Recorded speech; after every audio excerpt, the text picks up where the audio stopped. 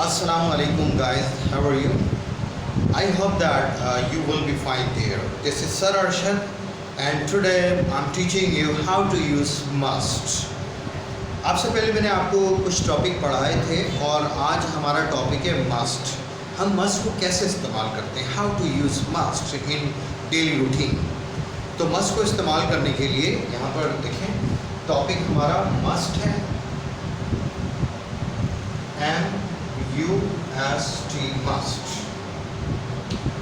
जब मस्ट की हम बात करते हैं तो एक्चुअली इसमें क्या होता है, इसमें सेंटेंस थोड़ा सा इम्फेटिक होता है.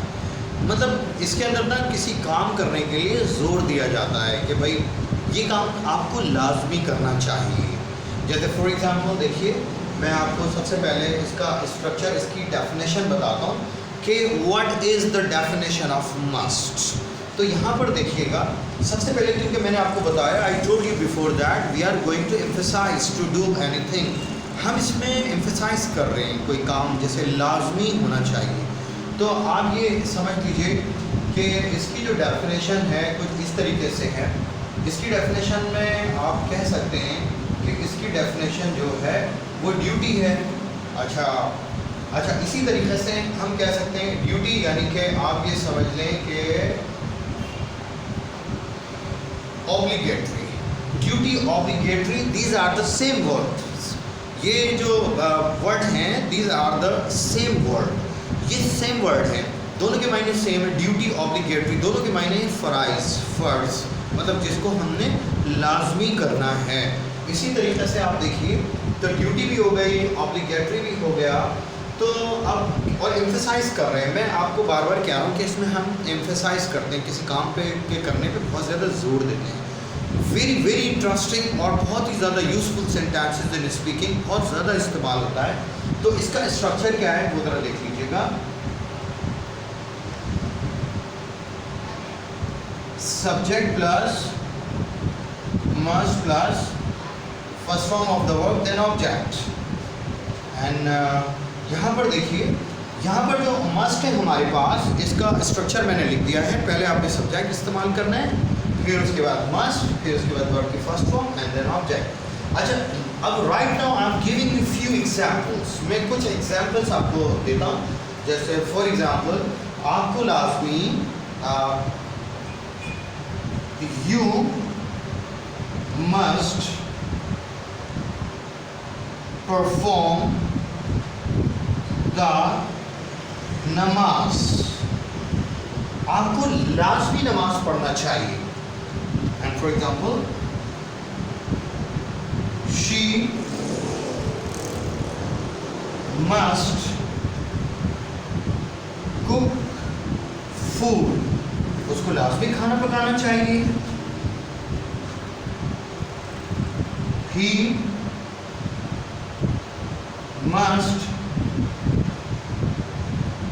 Work hard. उसको सख्त मेहनत करना चाहिए. और इसी तरीके से आई मस्ट स्पीक इंग्लिश. मुझे लाजमी इंग्लिश बोलना चाहिए. और इसी तरीके से आप ये ले लीजिए, अगर आप दे में बना लें, दे जो होता है वो प्लूरल होता है और वो के लिए इस्तेमाल होता है. तो they must go to school on time. यानी कि इसका मतलब हुआ कि उन्हें लाजमी स्कूल वक्त पर जाना चाहिए. Because in this sentence we are emphasizing to go to the school. हम जोर दे रहे हैं कि आपको लाजमी स्कूल जाना चाहिए. अब देखिए guys, listen to me. I showed you 5 examples over here. By this 5 examples you have to use your mind and make 1000 sentences yourself.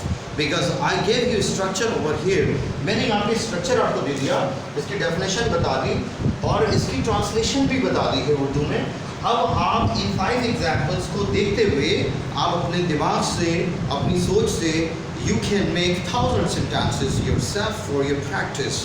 तो मैं ये समझता हूँ कि ये वीडियो अब आपको समझ में आ गई होगी। वेरी इंटरेस्टिंग और बहुत यूज़ होता है इसका।